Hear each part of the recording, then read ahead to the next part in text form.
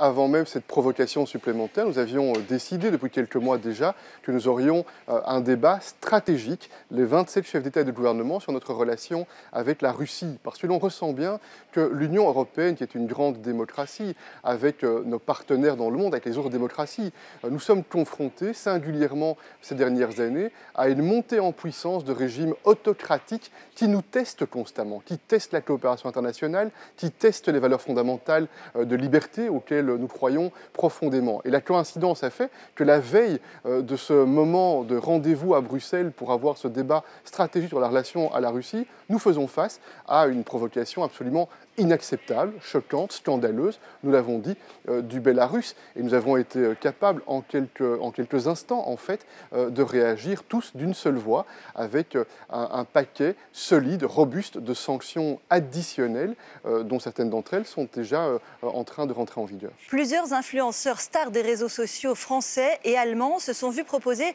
de dénigrer le vaccin Pfizer à travers des comptes liés à la Russie.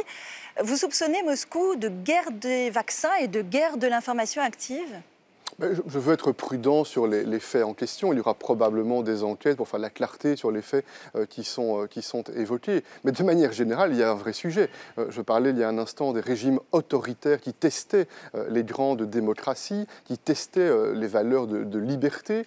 Il est certain que la désinformation, la propagande, les menaces hybrides sont des nouveaux instruments qui sont utilisés par un certain nombre de régimes ou d'acteurs étatiques ou non étatiques, afin de créer de l'insécurité, de créer de l'instabilité et de distiller une autre vision des relations internationales. Nous ne pouvons pas être naïfs par rapport à cela, et c'est la raison pour laquelle ces valeurs de liberté d'expression, de liberté de la presse, plus que jamais, doivent être défendues. Parce que la meilleure manière de permettre à chaque citoyen d'être émancipé, d'être pleinement susceptible d'avoir une opinion, c'est de veiller à ce que la liberté d'expression et la liberté de la presse soit pleinement garantie.